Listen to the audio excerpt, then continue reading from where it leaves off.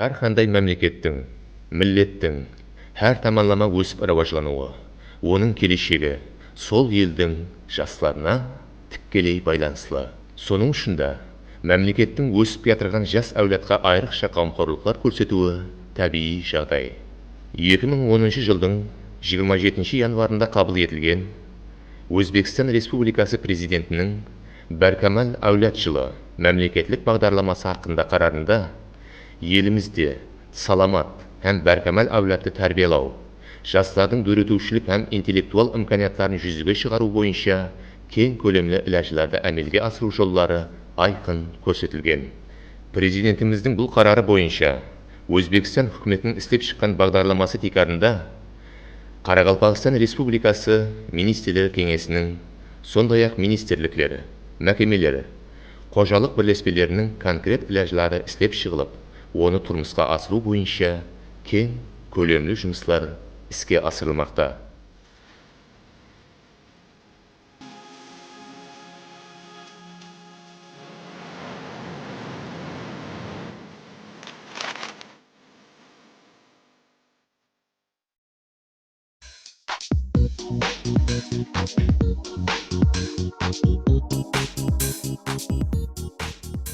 Әзелден үлкен құрларда күрес тұтып, жауырыны жерге тимеген палуанлары менен ат шығарған Шымбай ел атында палуан шаңырағында дүнияға келген азамат балалық байттан күреске қызықты.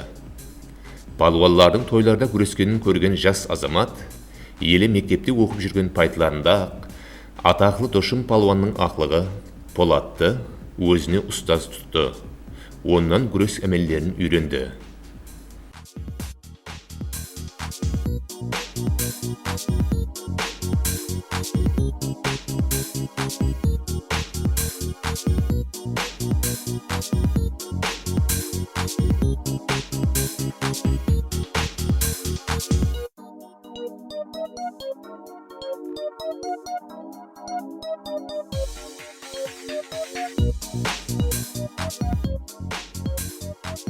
Ол өз күші һәм әмеллері менен тез арада көзге түсті.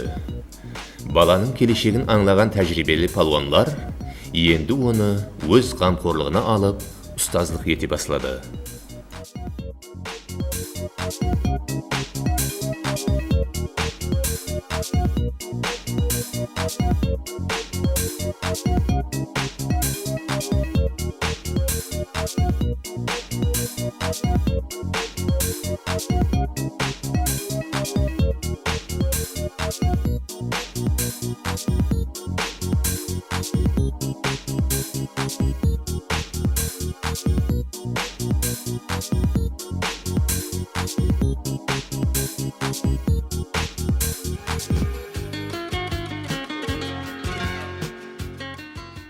Өзінің жеңісті қадемін 2001 жылы мектеп оқушыларының Өзбекстан көлемінде өткерілген біріншілігінде бастаған Азамат Тұрданов соңынан қатар жарыстарда бірнеше мәртебе жеңімпаздықты қорға кіргізді. Милли күрес бойынша 2001 жылы өткерілген Қарақалпақстан Республикасы кубогінде бірінші орын, Туран жеке күресі бойынша өткерілген халықаралық турнирлерде бірнеше мәрте бәйгілі орынларды иелеген болса, 2009 жылы Ташкентте болып өткен жаһан біріншілігінде ауыр салмақта жаһан чемпионлығын қолға кіргізді.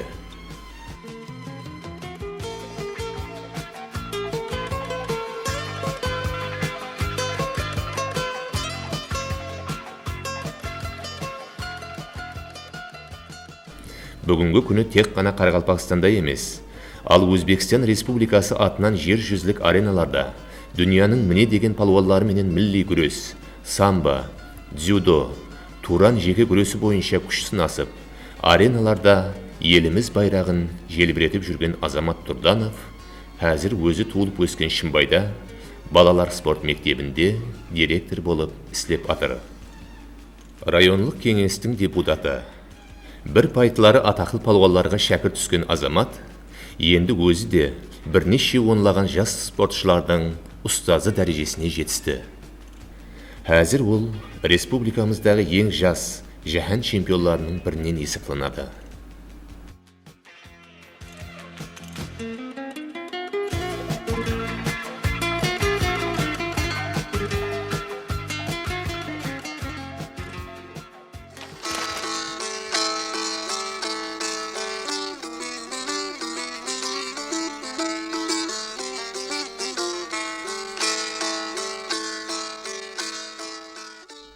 Milli мәдениятымыздың һәр қандай белгілері инсанға ана сүті менен өтетуін болса керек. Гүлбәһәр жастайынан-ақ дутардың сиқырлы сазын естісе, алысқа кете алмай, сырлы наманы тыңлай беруден жалықпас еді.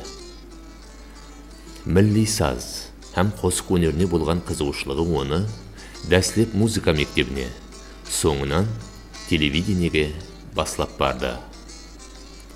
Бұл жерлерде Гүлбәһәр саздың әліппесін үйренді. Бақсышылық өнеріне ықыласы оянды. Халқымызда ұстаз көрген деген гәп бар. Әсіресе бақсышылық өнерінде ұстазларымыз аса қадірленген. Әрбір атақлы бақсының атқару жолына қарай бақсылар мектебі қалыптасқан. Гүлбәһәр Ахымбетова ұстазы Қайрат Өтемұратовтан саз шертудің қашырмаларын үйренді. Сол көркем өнер колледжінде оқыған пайтларында музыка сырларын қанеке сипатында меңгерді.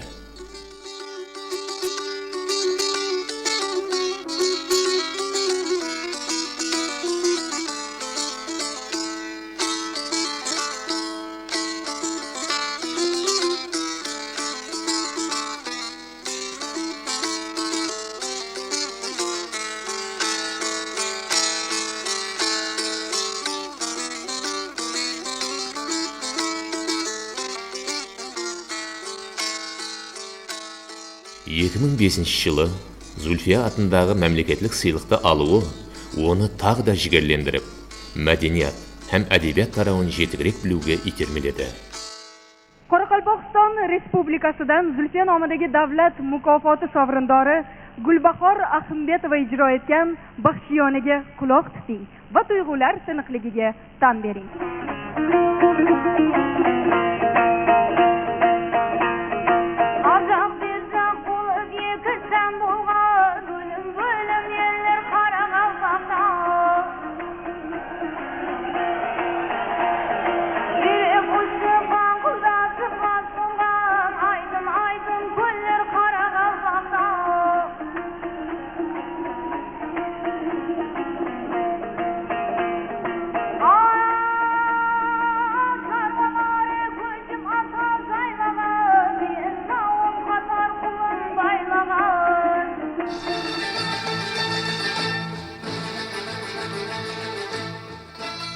Әзір ол Ташкенттегі Жаһан тілдері университетінде халықаралық журналистика факультетін біткеру алдында. Келешекте журналист болмақшы.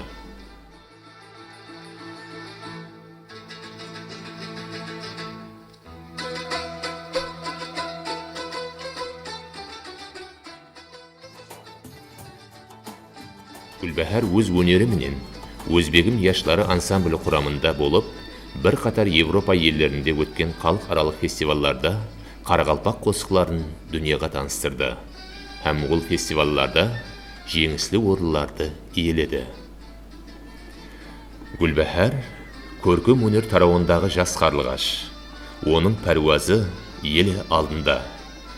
Біз оған бұл пәруазда талмас қанат тілейміз.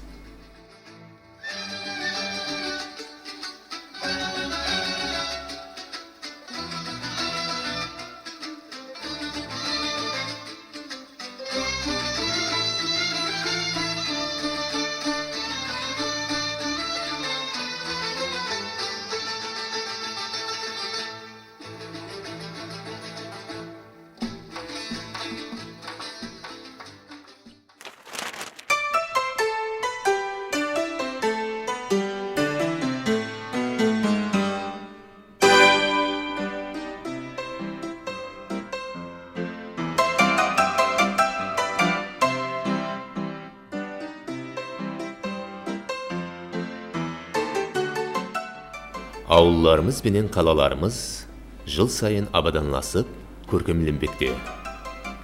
Заманауи архитектураға сай имаратлар бой түклемекте. Архитектура басқа кәсіплерге қарағанда машақаты артықмашлау кәсіп. Себебі бүтін бір имараттың сыртқы һәм ішкі көрінісі, есап кітабы алды бұрын архитектордың ой қиялында пайда болады. Соңынан қағазға түсіп, жылдар бойы құрылады. Қарақалпақстанға минеті сіңген архитектор Орынбай Төрениязовтың балаларының барлығы дерлік әке кәсібіне қызықты. Кішкене Мақсет те бұндай қызығушылықтан құралаған емес еді. Осы қызығушылық себеплі ол Бердіқ атындағы Қарақалпақ мемлекеттік университетінің құрылыс факультетіне оқуға түсіп, оны табысты тамамлады. Әзір Самарқанд мемлекеттік архитектура һәм құрылыс институтының магистранты. Жас архитектордың істеген жұмыстары бір қатар республикалық һәм халықаралық таңдауларға қатынасып, жеңісті орынларға миясар болып келатыр.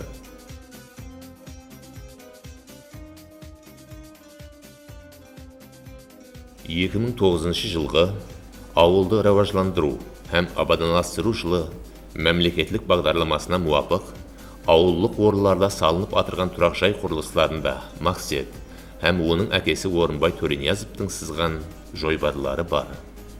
Бұл тек қана олар үшін емес, ал бүткіл Қарақалпақ халқы үшін үлкен мақтаныш.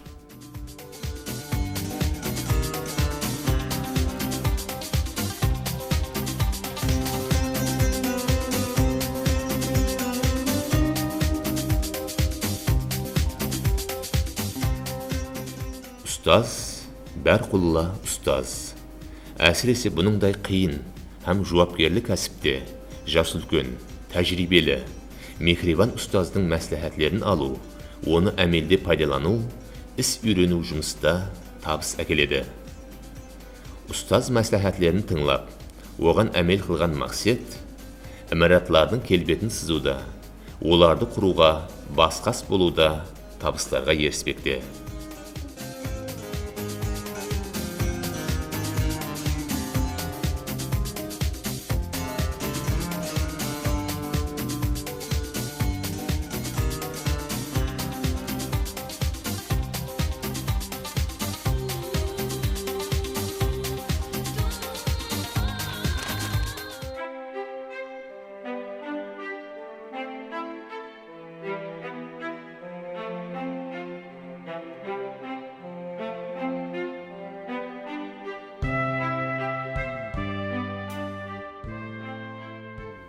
Европа қосықшылығының гүлташ болған опера жанры Қарақалпақстанға өткен 20-ші әсірдің аяғында кіріп келуіне қарамастан, тез арада өз рауажлануын тапты. Нихал сыйлығының лауреаты, Өзбекстан мемлекеттік консерваториясы студенті Жеңісбек Пиязов, опера қосықшысы.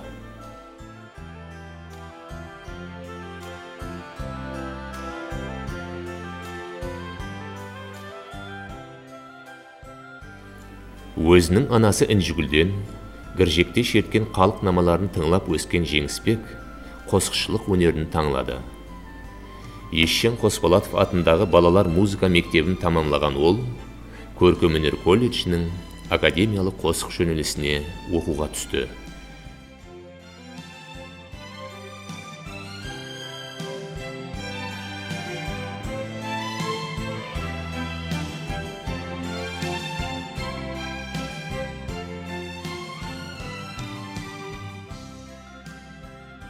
Бұл жерде оған белгілі қосықшы Абат Қалиев ұстазлық етті.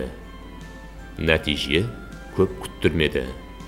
2007 жылы Жеңісбек опера жанры бойынша Нихал сыйлығына миясар болды.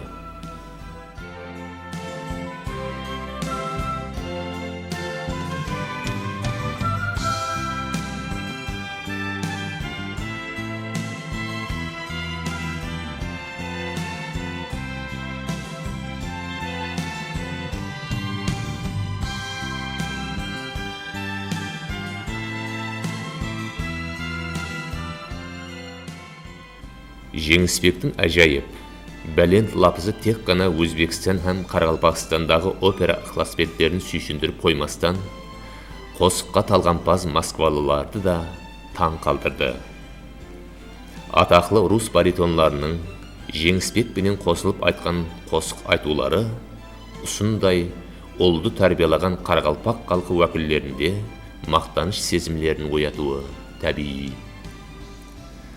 Zor dауыспенен романстар атқару оны Шымкентте болып өткен 2008 жылғы Романсиада таңлауында екінші орынға шығарған болса, 2009 жылы Москвада болып өткен Романсиадада бірінші орынның алтын медалын қолға кіртті. Бұл Жеңісбектің дауысын нығайып, талантының жаңа қырлары ашылып атырғанынан дәрек береді.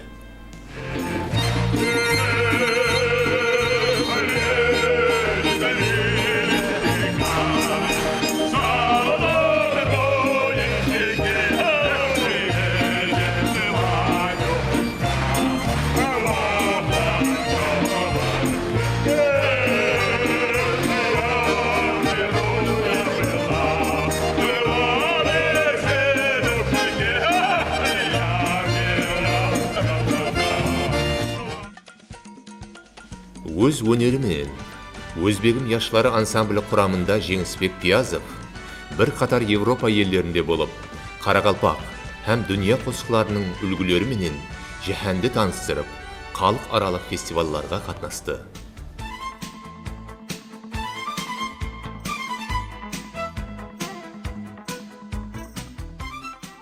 Мәмлекетіміздің келешегін бүгінгі өсіп кетірген жас әулетларымыз белгілейді. Оларды әр тәреплеме жетіліскен кәміл инсанлар етіп тәрбиелеу болса, біздің бүгінгі басты вазифамыз.